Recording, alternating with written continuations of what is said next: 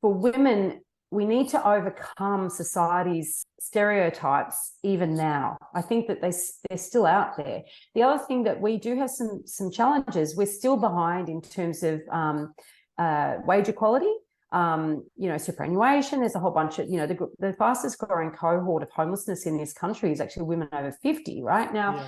Yeah, it feels like yesterday that I was in my 20s. So this, and now I'm over 50. So this is not something that's never going to happen to you, in the sense that you won't ever have that risk.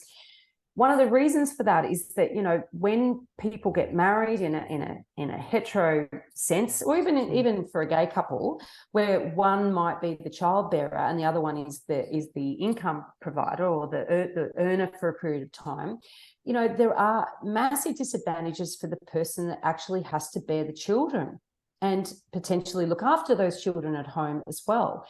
And so any long-term planning has to be taken into consideration with that in mind. That's a biological imperative. You can't change that. I can't make a guy have a baby, so it's like, as much as you might want to and do your fair share, it's just not possible, right?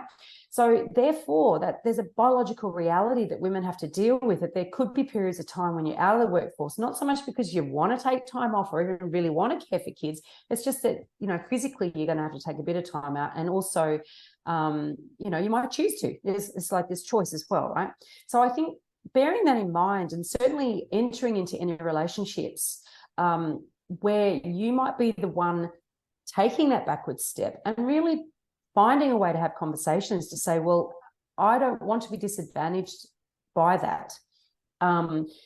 It's all well and good if you stay together forever and, and then you retire together and the whole bit, everything you work together is put into the pot, the family pot. But the facts and the reality is, forget de facto relationships, more than 50% of marriages end in divorce.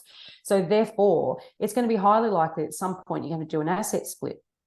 So knowing what's going on, having your own sense of financial literacy is really important. Having your own bank account, having your own investments. And, a lot of people talk about the biggest hurdle to buying your first home is obviously the deposit hurdle.